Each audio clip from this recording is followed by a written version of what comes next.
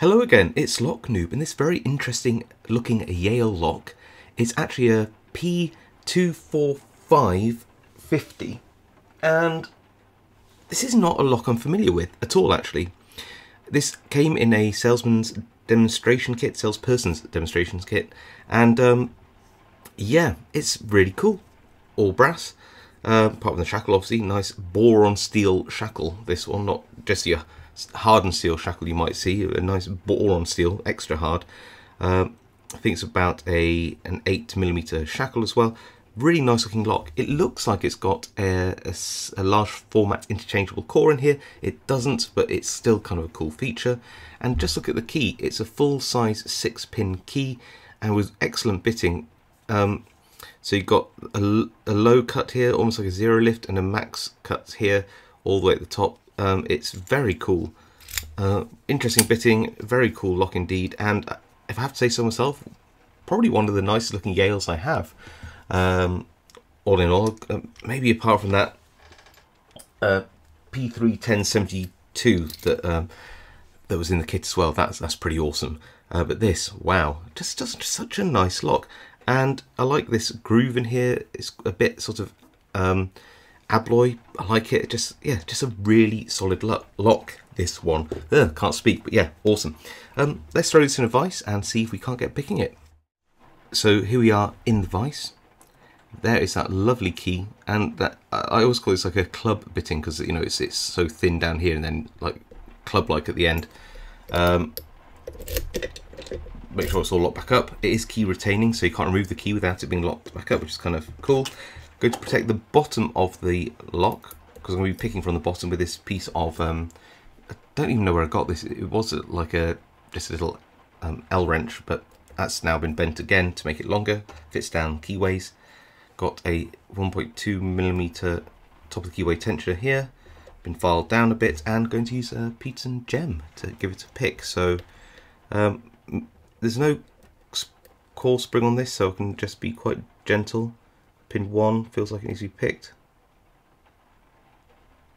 Quite high, yep, little click there. 6, 5, 4, 3, 2 there. Go back through. Let's check. Oh, where are we? Yeah, 6. Yeah, 5. Yeah, 4. And touched it, and we are. Oh wow! It almost turned on its own. Then that was strange. It just like once it got to a certain point, I think the shackle spring. Yeah, the shackle spring was so strong it sort of must have pushed on ball bearings, turning actuator just a little bit itself. Very odd. I mean, it's cool, but very odd. I like it. Okay, let's see what we can do in terms of gutting this.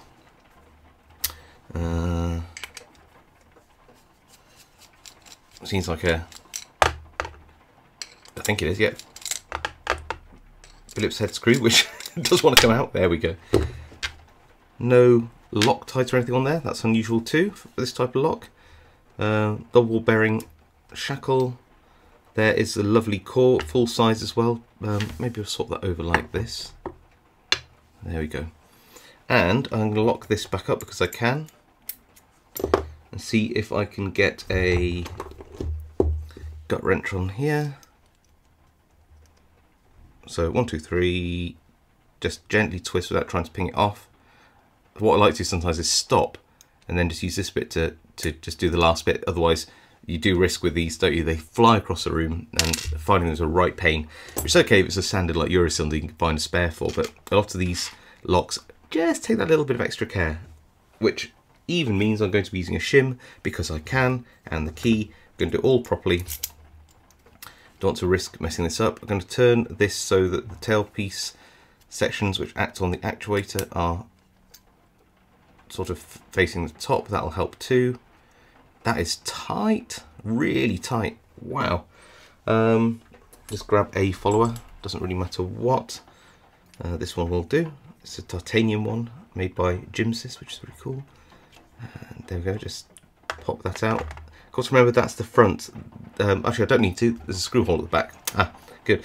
Now, did you notice there's no counter rotation on that at all? So if any of these were spools, despite the bitting across the lock being quite good, you know, got some highs, got some lows, got some mediums, I didn't feel a single spool in this, which would be a travesty really for a lock this awesome. Put that there, flip that round. Some beautifully long key pins as well.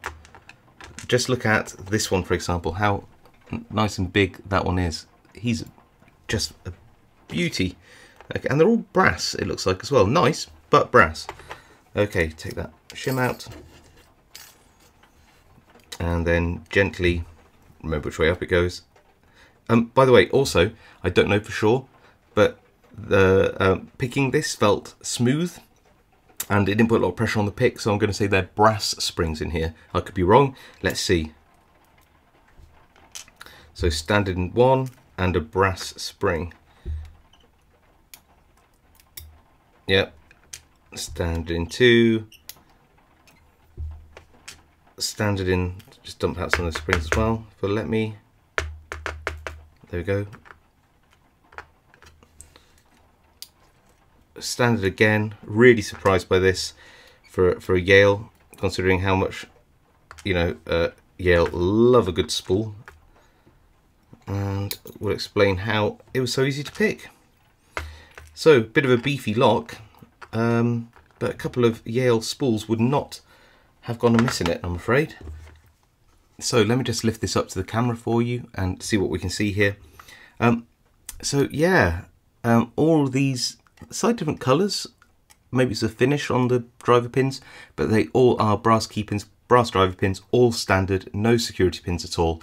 A real shame for a lock which has a full-size core, doesn't need balanced stacks. By that I mean all the driver pins are the same size, regardless of the size of the key pins, some of which are super long, as we said earlier.